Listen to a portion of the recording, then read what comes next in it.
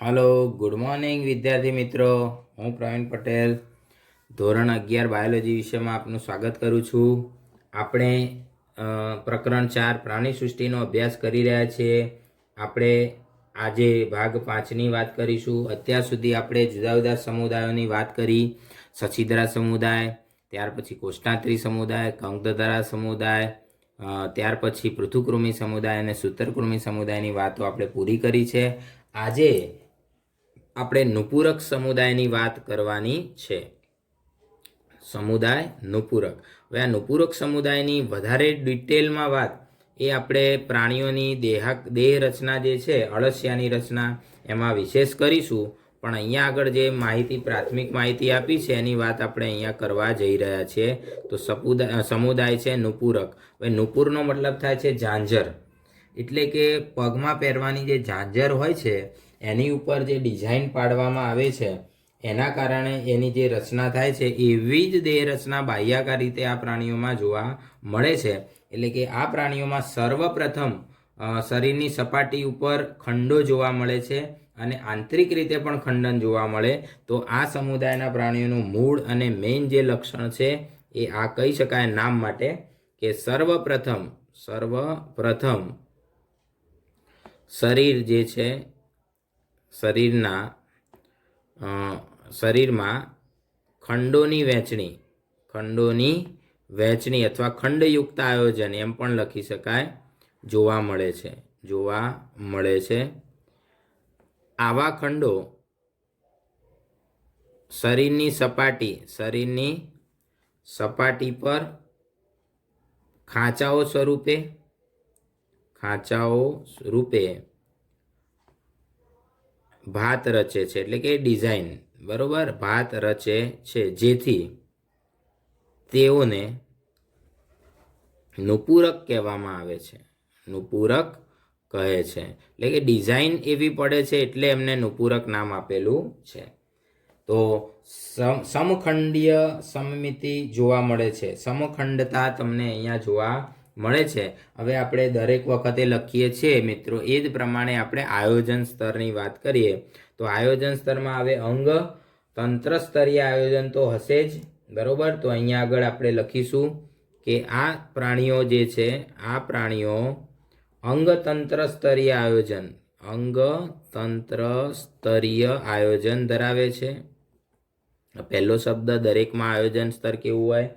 ત્યાર પછી આપણે વિચારીએ તો સાચા અર્થમાં દેહકોષ્ઠી પ્રાણી છે, બરોબર. તો સાચા દેહકોષ્ઠીય પ્રાણીઓ છે. સાચા દેહકોષ્ઠીય પ્રાણીઓ એટલે સર્વપ્રથમ સાચો દેહકોષ્ઠ અહીંયા જોવા મળે છે આ સમુદાયમાં. તો આપણે વિશેષતા અહીંયા બાજુમાં નુપુરક લખ્યું છે ત્યાં એમ પણ લખી શકીએ કે સર્વપ્રથમ સાચી શરીર ગુહા અથવા તો સત્ય દેહકોષ્ઠ ધરાવનારા સત્ય દેહકોષ્ઠી પ્રાણીઓ એ આ છે. ખ્યાલ આવ્યો? સર્વપ્રથમ સત્ય દેહકોષ્ઠી પ્રાણી નુપુરક છે. તો આ પ્રાણીઓ અંગતંત્ર સ્તરીય આયોજન ધરાવે છે, સાચા દેહકોષ્ઠીય પ્રાણીઓ છે. એ ઉપરાંત જો આપણે બીજી વિચારણા કરીએ કે તો ગર્ભસ્તરીય રચના એ ત્રિગર્ભસ્તરીય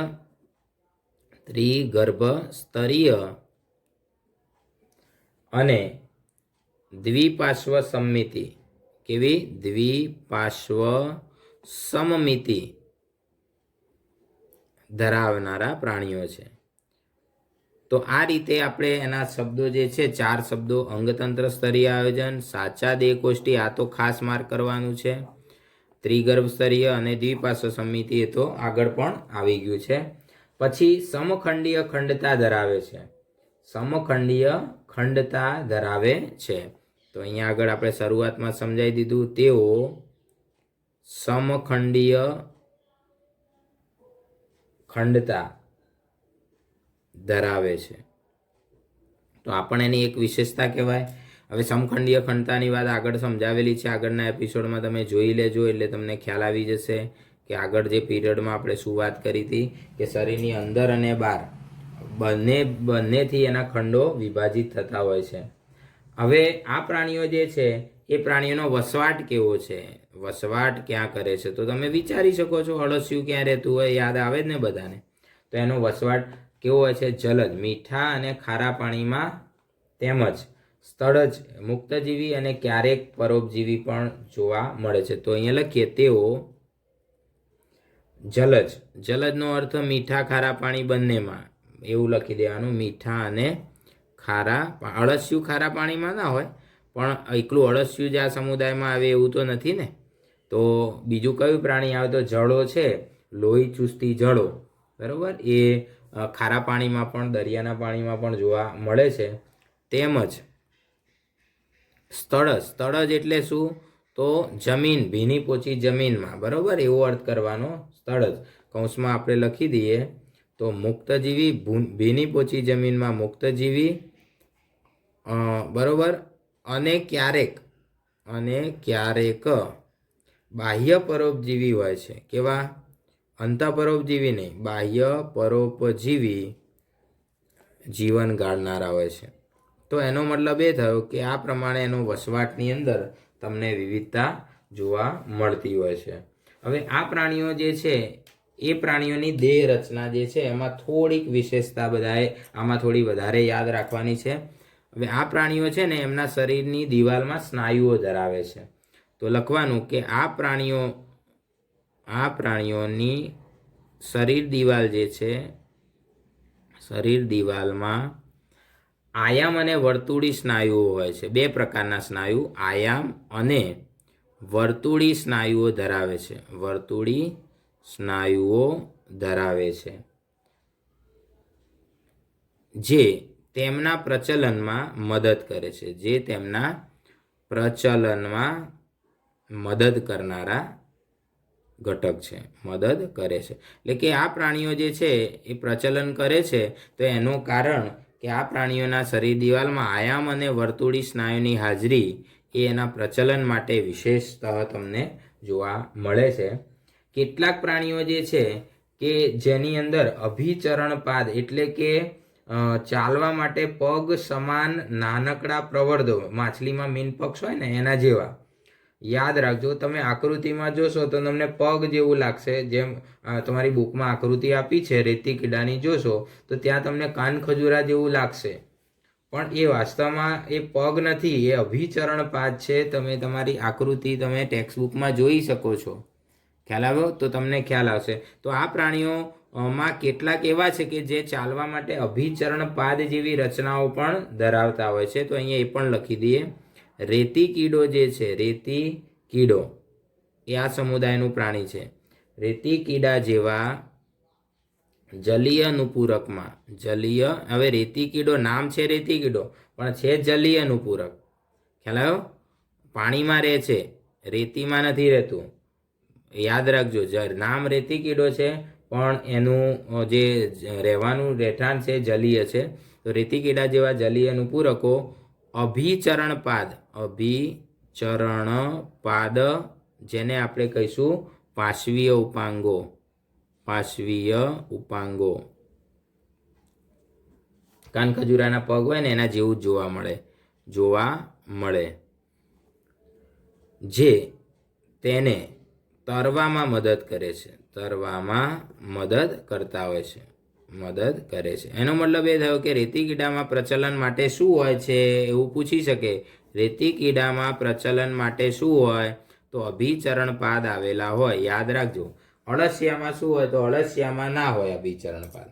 તો અળસિયાની અંદર અંકુશો આવેલા હોય છે. જો કે અહીં આપેલું નથી, આપણે એ પાઠ ભણીશું ત્યારે એની અંદર તમને ડિટેલમાં મળશે સમજવા માટે, બરાબર, કે એમના શરીરની દિવાલ જે છે એમાં અંકુશો જે જમીનને પકડી રાખવામાં મદદ કરે છે, બરાબર. જમીન સાથે પકડ બનાવવામાં અંકુશો પણ મહત્વનો ભાગ ભજવતા હોય જે શરીરની દિવાલમાં આવેલા હોય છે.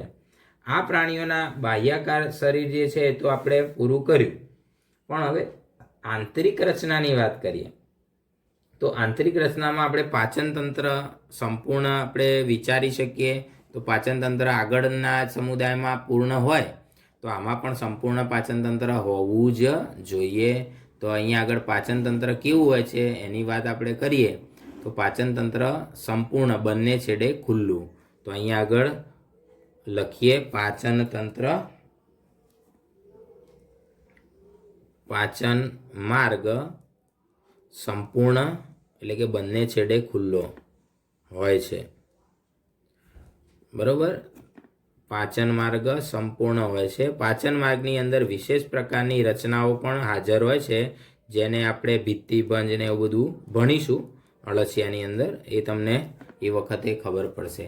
અત્યારે આપણે માત્ર સામુદાયિક લક્ષણો જોઈએ એટલે ડિટેલમાં નહીં જઈએ. તો પાચન તંત્ર સંપૂર્ણ હોય છે. ત્યાર પછી તેમની અંદર ઉત્સર્જન તંત્ર કેવું હોય? જો અત્યાર સુધી આપણે જે કંઈ ભણ્યા એમાં પાચન ઉત્સર્જન વિચાર્યું, તો આમાં પણ ઉત્સર્જન વિચારવાનું. તો ઉત્સર્જન માટે અહીંયા ઉત્સર્ગિકા નામની રચનાઓ આવેલી હોય છે, બરોબર. તો ઉત્સર્જન માટે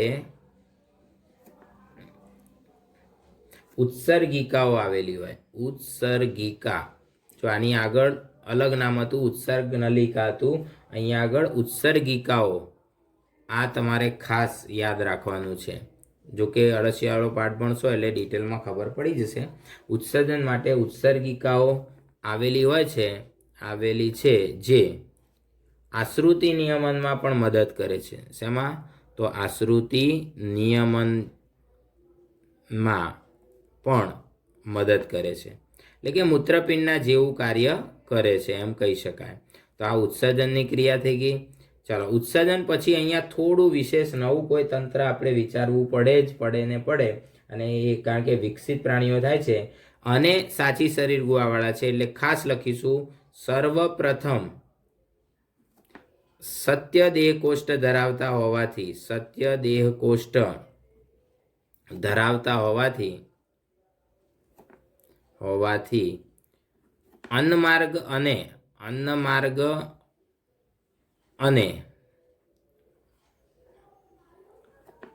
શરીરના બીજા ભાગો ને સાંકળતું રુધિર અભિસરણ તંત્ર સર્વપ્રથમ હાજર હોય છે. કેવું? તો બંધ પ્રકારનું રુધિર અભિસરણ તંત્ર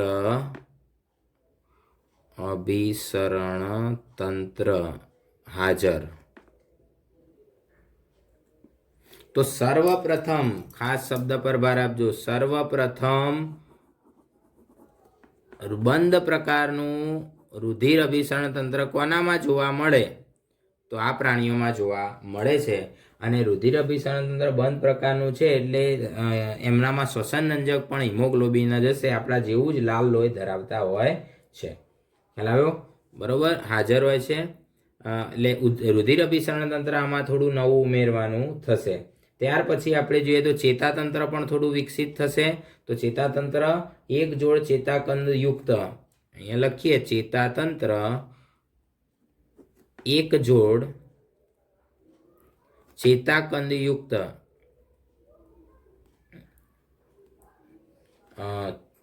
તો અહીંયા આગળ ચેતાતંત્ર એક જોડ ચેતાકંદ યુક્ત અને બેવડા વક્ષ ચેતારજ્જુ સાથે હવે તમને સમજાવું આ ચેતારજ્જુ શું છે. તો ચેતાઓનું વણાયેલું દોરડું છે, જેમ આપણે પેલું પતંગની દોરીમાં તાર વીંટાઈને દોરી બને છે એવી રીતે. તો આ ચેતારજ્જુ એ દોરડું કહેવાય, પણ ચેતાઓની વીંટાયેલી બનેલી રચના અને વક્ષ બાજુએ છે, એટલે કે છાતીની બાજુએ છે.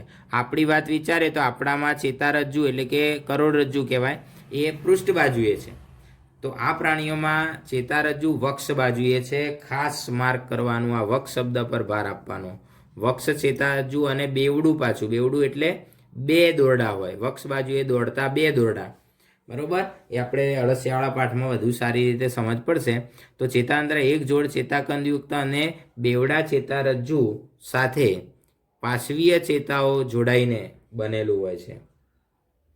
એટલે આખા શરીર જે છે એનું ચેતાકરણ થઈ જાય છે પાર્શ્વીય ચેતાઓના જોડાયેલું રહે છે. તો આ રીતે એનું ચેતાતંત્ર થોડું વિકસિત પ્રમાણમાં અહીંયા જોવા મળે છે. અળસિયાનું ચેતાતંત્ર વિકસિત પ્રમાણમાં જોવા મળે છે.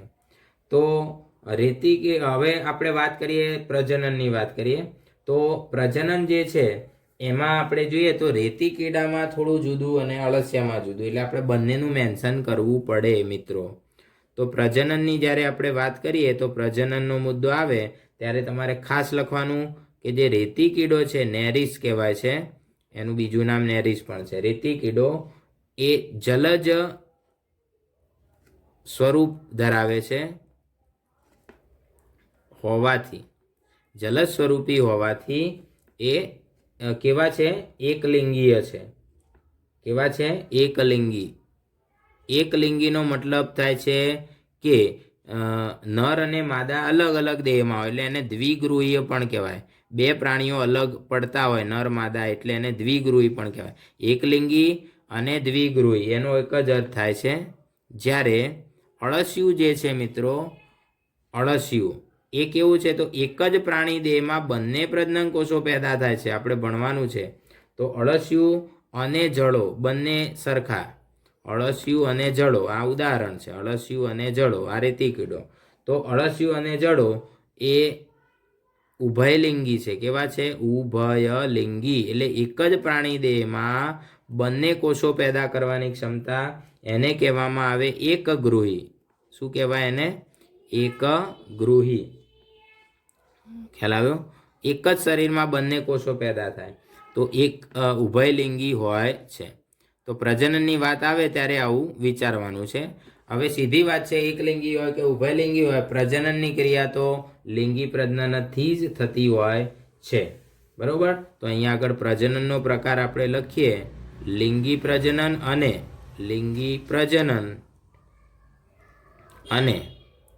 પ્રત્યક્ષ વિકાસ દર્શાવે છે. તો આ પ્રમાણે આપણે સમજાવી શકીએ પ્રજનનમાં. બરોબર? અને છેલ્લે એના ઉદાહરણની વાત આપણે કરીએ, નુપૂરક સમુદાયના ઉદાહરણની વાત આપણે કરીએ તો એના ઉદાહરણો જે છે મિત્રો તો આપણે આવી જ ગયા છે અંદર, જોડે જોડે સમજતા જ રહ્યા છીએ. તો પહેલું આવે છે રેતી કીડો, જેને આપણે નેરિસ પણ કહીશું. યાદ રાખજો, અંગ્રેજીમાં નેરિસ કહેવાય. પછી અળસિયું, જેને અર્થવર્મ પણ કહેવામાં આવે, જમીનનું. બરોબર? અને ત્યાર પછી જળો, જે આપણા શરીરની અંદર લોહી ચૂસીને પરોપજીવી જીવનને ગાળે છે. આ જળો જે છે એને હિરુડેનિડેરિયા પણ કહેવામાં આવે છે. એને આ રીતે નામ આપેલું છે એની પ્રજાતિનું, હિરુડિનેરિયા.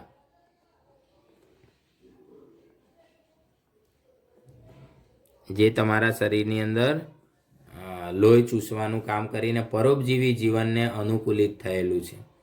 તો અહીંયા યાદ રાખવાનું કે પરોપજીવી પણ હોય છે. બરોબર? અને મૃતોપજીવી જીવન પણ ગાળે. મુક્તજીવી હોય એ મુક્તજીવી એટલે અળસિયું, જે કેવું હોય છે? મૃતોપજીવી, કારણ કે મરી ગયેલા સડતા પદાર્થોને ખાઈને જીવે છે, માટી ખાઈને જીવે છે. તો આ પ્રમાણે આપણે આ અનુપૂરક સમુદાયની વાત આપણે કરી છે મિત્રો. હવે આપણે આગળ બીજો એક સમુદાય જોઈશું આજે. ચાલો વિદ્યાર્થી મિત્રો, આપણે સંધિપાદ સમુદાય વિશેની વાત આપણે કરીએ. હવે સંધિપાદ નામ ઉપરથી આપણને થોડો અંદાજ આવે. સંધિ એટલે સાંધો અને પાદ એટલે પગ. તો સાંધાવાળા ઉપાંગો, બરોબર? પણ કેવા સાંધા છે? ખુલ્લા. તમે એમ કહેશો સાહેબ અમારે ઉપાંગોમાં હાધા તો છે જ, પણ આપણા સાંધા જે છે એ ચામડી, સ્નાયુ વગેરે સંયોજક પેશીથી આવૃત છે. આ પ્રાણીઓના સાંધા જે છે એવી રીતે આવૃત નથી હોતા. એના ઉપાંગોમાં દરેક ખંડ તમને સ્પષ્ટપણે છૂટો છૂટો જોઈ શકાય, બહારથી જ જોઈ શકાય. એટલે ખુલ્લા સાંધાવાળા, બરોબર? ખુલ્લા સાંધાવાળા ઉપાંગ ધરાવે. સાંધાવાળા તો ખરા જ, પણ ખુલ્લા સાંધાવાળા ઉપાંગો ધરાવનારો સમુદાય છે. હવે એની વિશેષતા સૌથી પહેલાં લાલ અક્ષરે આપણે લખીએ તો આ સૌથી અગત્યનું, પ્રાણી સૃષ્ટિમાં આખો પાઠ આપણે ભણી રહ્યા છીએ એની અંદર સૌથી મોટામાં મોટો સમુદાય છે. કેમ? તો આની અંદર એટલા બધા કીટકોનો સમાવેશ થાય છે. બરોબર? સમુદાય છે જેમાં વિશાળ સંખ્યાની પ્રજાતિઓ ધરાવતા કીટક સમુદાયનો કીટક વર્ગનો, કીટક એ વર્ગ છે બરોબર, કીટક વર્ગનો સમાવેશ થાય છે, સમાવેશ થયેલ છે. તો આ સમુદાય સૌથી મોટામાં મોટો સમુદાય છે. નીટ માટે યાદ રાખવાનું છે. પૃથ્વી ઉપર લગભગ ઓળખાયેલી જે જાતિઓ છે એનો 2/3 કરતાં પણ વધુ ભાગ સંધિપાત સમુદાયની જાતિઓનો છે. વિચારો, આ ખાસિયત યાદ રાખવાની છે. પૃથ્વી પર ઓળખાયેલી, અત્યાર સુધી જે ઓળખાયેલી છે બરોબર, બધી જાતિઓ પૈકી કેટલી? 2/3 થી પણ વધારે, 2/3 ભાગથી વધુ, એટલે કે 70% આજુબાજુ એમ કહી શકાય બરોબર, ભાગથી વધુ જાતિઓ સંધિપાત સમુદાયની છે, સંધિપાત સમુદાયની છે. એટલે પૃથ્વી પર જે જાતિઓ ઓળખાય છે એની 70% જેટલી જાતિઓ તો સંધિપાત સમુદાયની જ છે બરોબર. હવે આપણે એનું આયોજન સ્તર, બધા આપણે સમુદાયમાં લખ્યું છે એવી રીતે એનું આયોજન સ્તર વિશે વિચાર કરીએ.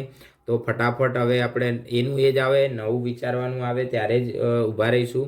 તો અંગ તંત્ર સ્તરીય આયોજન, અંગતંત્ર સ્તરીય આયોજન દરેક પ્રાણીઓમાં આ જ આવશે બરોબર. પછી ત્રિગર્ભ સ્તરી, દેહકોષ્ઠી, ત્રિગર્ભ સ્તરીય બધા પ્રાણીઓમાં આ શબ્દ લાગુ પડે જ છે હવે.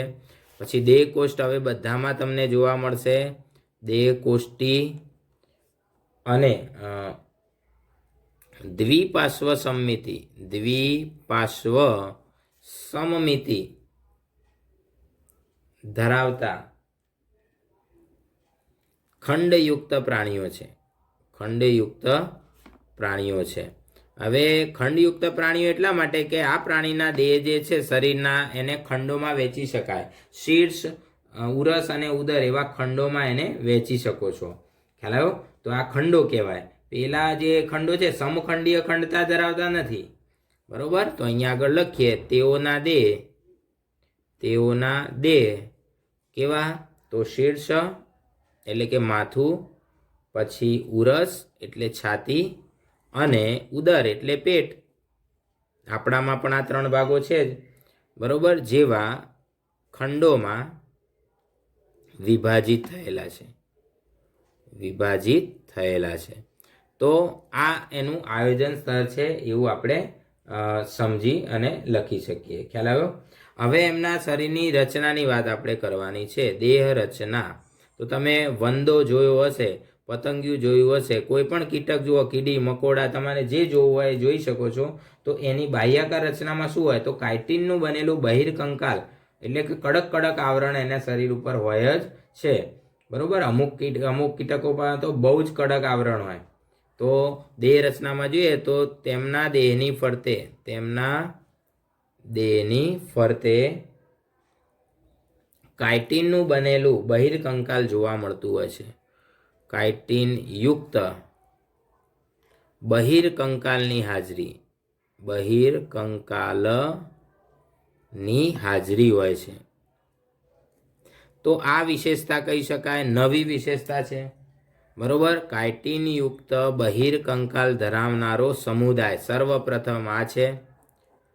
દેહની ફરતે મજબૂત એવું રક્ષણાત્મક પડ અહીંયા તમને જોવા. ઘણીવાર તો પાંખો પણ હોય છે કાઇટિનની બનેલી, જે એને ઉડવામાં મદદ કરતી હોય છે ને. ઘણા વંદા પતંગિયામાં તમે જુઓ તો પાંખો હોય, કાઇટિનની જ બનેલી હોય, જે ઉડવામાં મદદ કરતી હોય છે. ખ્યાલ આવ્યો? હવે બીજી રચના તમને બહારથી શું જોવા મળે? તો શરીરની અંદર તમે બહારથી જુઓ વંદો કે, તો એની ઉપર તમને શું જોવા મળે છે? સંવેદી અંગોની હાજરી. સ્પર્શક મૂછો કહેવાય ને, વંદાના મૂછો જેવું હલતું હોય છે, તમે જોજો ધ્યાનથી બરોબર.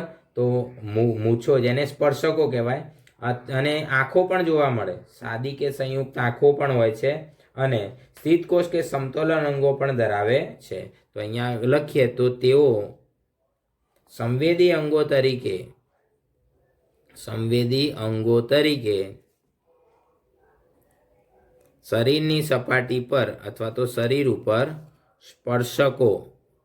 સ્પર્શકો, બરોબર. પછી સાદી કે સંયુક્ત આંખો, ઘણામાં સાદી આંખો હોય, ઘણામાં સંયુક્ત આંખો હોય છે.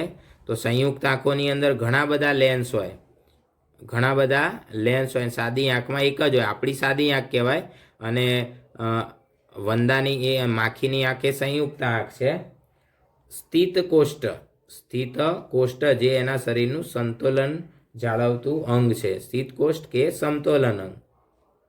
સમતોલન અંગો હાજર હોય છે. વંદાની અંદર તમે જુઓ તો એના જે દેહ રચના ભણીશું તો એનો જે પશ્વખંડ છે, છેલ્લો 9મો 10મો ખંડ, તો ત્યાં આગળ તમને પુચ્છસૂળ જોવા મળે છે.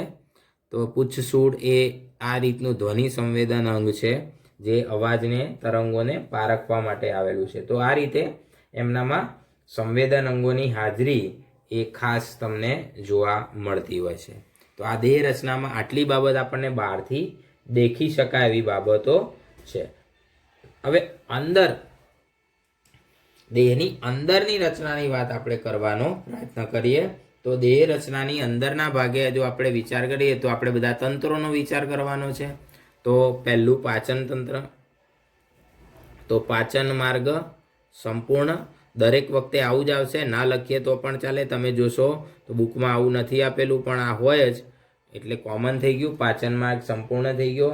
ત્યાર પછી આપણે બીજું શું વિચારીએ છીએ? ઉત્સર્જન, બરોબર. તો ઉત્સર્જનની વાત અહીંયા કરીએ તો ઉત્સર્જન અંગ તરીકે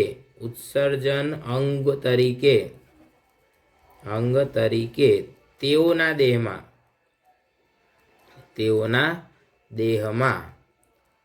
શું આવેલું હોય છે? તો માલ્પીધિયન નલિકાઓ. શું હોય છે? યાદ રાખજો, માલ્પીધિયન નલિકાઓ હોય છે. તો ઉત્સર્જન અંગ માલ્પીધિયન નલિકાઓ કે ક્યારેક હરિતપિંડની હાજરી પણ હોય છે. હરિતપિંડ એ પણ ઉત્સર્જન માટેના જ છે, ધરાવે છે. તો મોટાભાગના જે કીટકો છે એ ઉત્સર્જન માટે માલ્પીધિયન નલિકાઓનો સહારો લેતા હોય છે. તો માલ્પીધિયન નલિકાઓ ઉત્સર્જન અંગ તરીકે જોવા મળે. હરિતપિંડ પણ હોય છે, પણ તમારા બુકમાં હરિતપિંડનો ઉલ્લેખ કરેલો નથી, એટલે આપણે ખાલી જસ્ટ તમારા ઇન્ફોર્મેશન માટે લખ્યું છે. તમારે ખાસ યાદ રાખવાનું શું? માલ્પીધિયન નલિકાઓ, બરોબર છે. તો ઉત્સર્જન અંગ તરીકે માલ્પીધિયન નલિકાઓ. હવે ઉત્સર્જન પછી આપણે જોઈએ તો રુધિર અભિસરણ તંત્ર કેવું હશે? તો તેઓમાં સર્વપ્રથમ ખુલ્લા પ્રકારનું રુધિર અભિસરણ તંત્ર કોનામાં જોવા મળે? તો આપણે લખવાનું થશે સંધિપાત સમુદાય. ખુલ્લા પ્રકારનું રુધિર અભિસરણ તંત્ર સર્વપ્રથમ અહીંયા જોવા મળે. હવે ખુલ્લું અને બંધ એનો શું ફરક હોય? તો ખુલ્લું રુધિર અભિસરણ તંત્ર હશે, એની અંદર જેમ ગુલાબજાંબુ ચાસણીમાં તરબોળ હોય એવી રીતે એના શરીરના બધા અંગો એ રુધિરની અંદર તરબોળ હોય છે.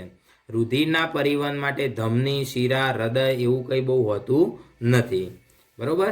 તો રુધિર વાહિનીઓ મારફતે જ રુધિરનું પરિવહન થાય તો એ બંધ પ્રકારનું કહેવાય, અને રુધિર વાહિનીઓ મારફતે પરિવહન ના થાય તો એને ખુલ્લા પ્રકારનું કહેવાય. તો તેઓ ખુલ્લા પ્રકારનું રુધિર અભિસરણ તંત્ર ધરાવે છે.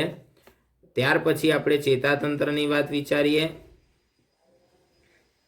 તો ચેતાતંત્ર કેવું હશે? તો વિકસિત જ હશે ને. આની આગળના સમુદાયમાં વિકસિત હતું, તો અહીંયા આગળ પણ એવું જ. તો ચેતાતંત્ર ચેતાકંદયુક્ત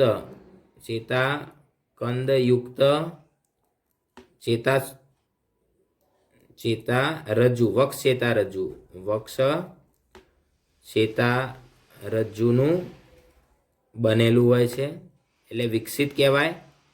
તમારે બુકમાં નથી આપ્યું પણ આ લાગુ પડે જ. તો ચેતાતંત્ર વિકસિત થઈ ગયું એટલે વંદામાં મગજ હોય છે એવું સાબિત થઈ ગયું, બરોબર. અહીંયા ચેતાકડી પણ જોવા મળે, તો અહીંયા લખવાનું ચેતાતંત્રમાં શીર્ષ પ્રદેશ જે હોય છે, શીર્ષ પ્રદેશ એની અંદર ચેતાકડીની હાજરી તમને જોવા મળે છે. ચેતાકડી જોવા મળે છે.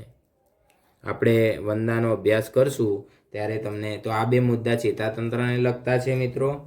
તો ચેતાતંત્ર આ પ્રકારનું હોય છે. સંવેદન અંગો તો ધરાવે જ છે, એની વાત તો આપણે જોઈ જ લીધી આગળ. હવે આપણે વાત કરીએ શું આવ્યું? પાચન, ઉત્સર્જન, અભિસરણ, ચેતાતંત્ર અને એક તંત્ર કયું રહી જાય છે? પ્રજનન. યસ. હવે આપણે છેલ્લે શ્વસન તંત્રમાં થોડું નવું ઉમેરવું પડશે. ખાસ અને ખાસ નીટ માટે યાદ રાખવાનું છે શ્વસન તંત્ર. તો શ્વસન તંત્રની અંદર જો વિચાર કરીએ તો શ્વસન અંગો અલગ અલગ પ્રાણીઓમાં અલગ અલગ હોય છે. તો તેઓ શ્વસન અંગો તરીકે દરેક પ્રાણીઓમાં અલગ અલગ હોય છે, એટલે અહીં બધાનું કોમનલી આપેલું છે. શ્વસન અંગો તરીકે કેટલાકમાં ઝાલર હોય. હવે જેનામાં ઝાલર ના હોય, બરોબર, તો એમનામાં ઝાલર પોથી હોય. કોઈ એમ કે સાહેબ ઝાલર પણ ના હોય અને ઝાલર પોથી પણ ના હોય, તો શ્વસન અંગ તરીકે તેઓમાં ફેફસા પોથી હોય છે. ફેફસા પોથી તમને જોવા મળે. કોઈ કે આ ત્રણેય ના હોય તો શ્વસન નલિકા તંત્ર હોય છે. બરોબર, શ્વસન નલિકા તંત્ર વડે શ્વસન થતું જોવા મળે છે. એટલે કે આ પ્રાણીઓની અંદર O2 CO2ની આપલે આ રીતે શેના વડે થતી હોય? ઝાલર પોથી, ફેફસા પોથી અને શ્વસન નલિકા તંત્ર. વંદો છે તો એમાં શ્વસન નલિકા તંત્ર હોય છે, પણ જે જલજ કીટક હોય એમાં ઝાલર પોથી હોય. જે સ્થળજ કીટક હોય એમાં ફેફસા પોથી પણ હોઈ શકે. જે ઉડતા હોય એમાં ફેફસા પોથી હોય. તો આ રીતે એમનામાં શ્વસન તંત્ર વિકસિત બનેલું હોય છે. અને આપણે વાત કરીએ હવે છેલ્લો પ્રજનનનો ગુણધર્મ. પ્રજનન. તો પ્રજનન માટે તમે શું વિચારશો? તો નર અને માદા વંદા અલગ જ હોય, એટલે કે તેઓ કેવા છે? દ્વિગૃહી એકલિંગી પ્રાણીઓ છે. દ્વિગૃહી એટલે કે નર માદા અલગ, અને એકલિંગીનો મતલબ એક પ્રાણીમાં એક જ પ્રજનન કોષ ઉત્પન્ન થાય, તો એક જ અર્થ થાય. તો એકલિંગી પ્રાણીઓ છે. હવે આ પ્રાણીઓ જે છે એ ફલન સામાન્ય રીતે અંતઃફલન કરે છે. તેઓ અંતઃફલન કરનારા પ્રાણીઓ છે. શરીરની અંદર ફલન કરે, પછી જે ફલિત ઈંડા હોય એ ઈંડાને બહાર મૂકે. માખી હોય કે વંદા હોય એ ઈંડાને શું કરે? બહાર, શરીરની બહાર જવા દે. બરોબર, તો તેઓ અંતઃફલન દર્શાવે છે. ખ્યાલ આવ્યો? અને અંડપ્રસવી પ્રાણીઓ છે, એટલે કે ઈંડા મૂકે છે. અંડપ્રસવી પ્રાણીઓ છે. કેટલાક અપત્ય પ્રસવી પણ છે. યાદ રાખજો, કેટલાક એટલે કે વીંછી જેવા. અપત્ય પ્રસવી એટલે કે સીધા બચ્ચાને બહાર મોકલે છે પોતાના શરીરમાંથી. તો આ કેટલાક અપત્ય પ્રસવી પ્રાણીઓ પણ છે. એક તમારી જનરલ નોલેજ માટે આપણે આ લખીશું ઉદાહરણ. કોનું? અપત્ય પ્રસવીનું. તો એ વીંછી. તો વીંછી આ સમુદાયમાં આવે છે. મોટા ભાગના પ્રાણીઓ તો અંડપ્રસવી જ હોય. અંતઃફલન અંડપ્રસવી હોય, ઈંડા મૂકે. પણ કેટલાક જે છે એમાં અપત્ય પ્રસવી એટલે કે પોતાના શરીરમાંથી બચ્ચાને બહાર મોકલે. જેમ ગાય ભેંસ બચ્ચાને જન્મ આપે, એટલે કે થોડાક અપત્ય પ્રસવી પણ પ્રાણીઓ છે. એમનો જે વિકાસ છે, જો ઈંડા મૂકે તો અથવા તો બચ્ચાને જન્મ આપે તો જો બચ્ચાને જન્મ આપે તો સીધો વિકાસ હોય, અને ઈંડા મૂકે તો પરોક્ષ વિકાસ હોય. તો એમનો વિકાસ જે છે એ કેવો હોય છે? તો પરોક્ષ અથવા પ્રત્યક્ષ. તો પરોક્ષ ક્યારે હોય? તો અહીંયા લખીશું અંડપ્રસવીમાં પરોક્ષ હોય. જ્યારે વિકાસ પરોક્ષ અથવા પ્રત્યક્ષ. તો પ્રત્યક્ષ ક્યારે હોય? તો જ્યારે એ અપત્ય પ્રસવી હોય પ્રકારનું હોય છે.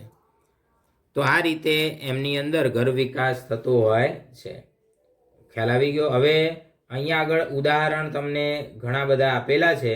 તો જે રીતે બુકમાં આપ્યું છે એ પ્રમાણે આપણે ઉદાહરણ ખાસ સમજવાનો પ્રયત્ન કરીએ મિત્રો. તો એક્ઝામ્પલ જે છે એ ઉદાહરણ હવે આપણે જોઈએ. કારણ કે આ પ્રાણી તો સમુદાય તો સૌથી મોટો છે, એટલે ઉદાહરણનું તો ઘણું બધું આમ લિસ્ટ બને. ચોપડીમાં આપ્યા છે ને એટલું જ આપણે યાદ રાખશું. ચોપડીમાં આપ્યું છે આર્થિક મહત્વ ધરાવતા હોય એવા કીટકો કયા છે? તો તમે બધા જ જાણો છો કે એવા કીટકો કે જેને ઉછેરવાથી તમને પૈસાની આવક થાય.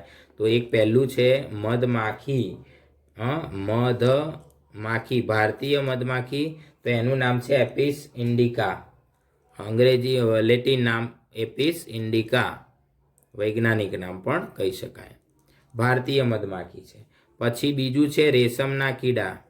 રેશમના કીડા એ પતંગિયા જ કહેવાય, કીડા ના કહેવાય, આમ તો ફૂદા કહેવાય, પણ અહીંયા કીડા લખ્યું છે. પણ એ ફૂદા હોય છે અને એને સિલ્ક વર્મ પણ કહેવાય. બોમ્બેક્સ મોબી એનું નામ છે, વૈજ્ઞાનિક નામ છે. બરોબર, બોમ્બેક્સ મોરી વૈજ્ઞાનિક નામ. એને સિલ્ક વર્મ પણ કહેવામાં આવે છે. ત્રીજું જે છે એ ઉદાહરણ છે લાખના કીડા. લાખના કીડા એટલે કે 1 લાખ કિંમત એવા કીડા નહીં. લાખ એક પ્રકારનું દ્રવ્ય છે ગુંદર જેવું, અને એ લાખ ઉત્પાદન કરતા કીડા એને લેસીફર પણ કહેવામાં આવે છે. બરોબર, લેક્સીફર કહેવામાં આવે છે. ચલો, તો આર્થિક મહત્વવાળા 3 જ છે. પછી વાહક સંધિપાદ એટલે કે જુદા જુદા રોગોનું વહન કરનારા એવા વાહક સંધિપાદ કયા? જે રોગોના વાહક છે. વાહક એટલે આપણે માલ સામાન નહીં લઈ જવાનો, પણ રોગોનું વહન કરનારા રોગવાહક એમ સમજજો. બરોબર, તો રોગવાહકમાં તમને યાદ જ હશે તો એનોફિલિસ મચ્છર છે. એનોફિલસ મચ્છર જે શું કરે છે? મેલેરિયાનો રોગવાહક છે ને, મચ્છર. પછી એની અંદર બીજું ઉદાહરણ જોઈએ તો એનોફિલિસ મચ્છર પછી ક્યુલેક્સ મચ્છર. આ ક્યુલેક્સ મચ્છર કરડે તો શું થાય? હાથી પગાનો રોગ થઈ શકે. અને ત્યાર પછીનું ઉદાહરણ છે એડિસ મચ્છર.